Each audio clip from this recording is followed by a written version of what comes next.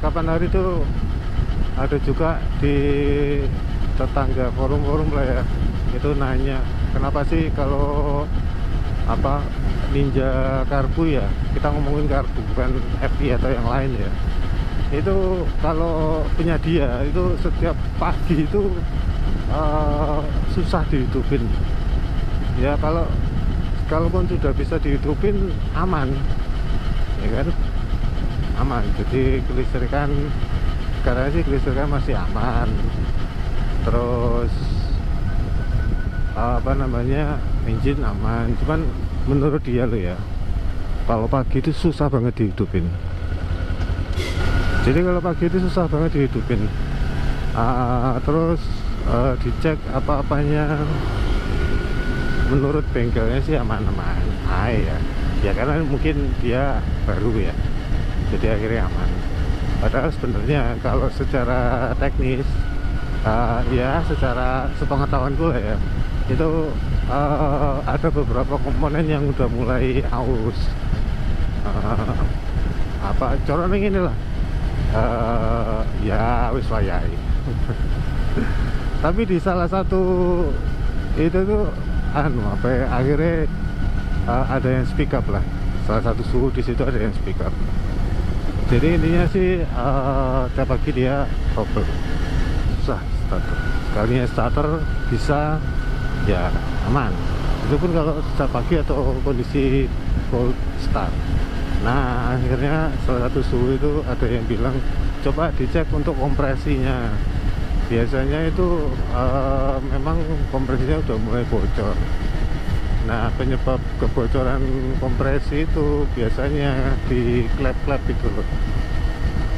Jadi ibaratnya mungkin karena apa bahan bakarnya kurang sempurna, jadi atau enggak sesuai dengan ininya ya, dekompresinya ya, untuk anjurannya itu. Jadi intinya sih ada kerak yang numpuk di klepnya itu, klepnya nggak bersih. Alhasil harus di ini nih, harus di skur ya, klepnya harus di skur lah, skur klep ya gitu. Sama pengecekan susul klepnya juga bisa di situ. Intinya sih kompresinya loss atau sudah mulai berkurang lah itu.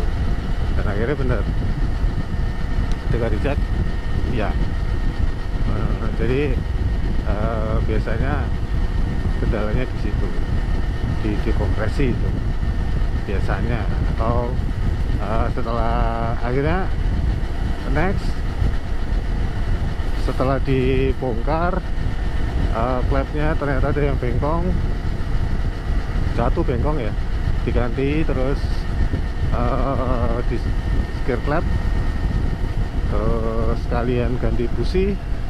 Nah, akhirnya normal. Ya kan? Nah akhirnya next day dia komen lagi. Jadi dia bilang, iya bang, ternyata benar itu ada satu klep yang bermasalah. Terus kita udah melakukan penggantian klep, terus ini apa namanya, skir klep. Dan semenjak itu dia ganti BBM-nya, dia ganti. Ini sebenarnya bukan karena apa sih, bukan karena wah kalau apa 250 cc itu harus pakai apa pertama atau di atas, itu enggak sebenarnya teman-teman. Karena ya kalau memang kita menggunakan motor yang cc gede ya kan, nah itu wis pada umumnya ya relevan lah sama BBM-nya yang mahal. Karena kan hitungannya kan sama kompresinya juga gitu loh. Jadi ya kita harus menyadari lah, kalau kita menggunakan motor yang gede itu bahan bakarnya juga harus yang maksimal. Jadi tidak akan menyakitkan di kemudian hari. Itu sih.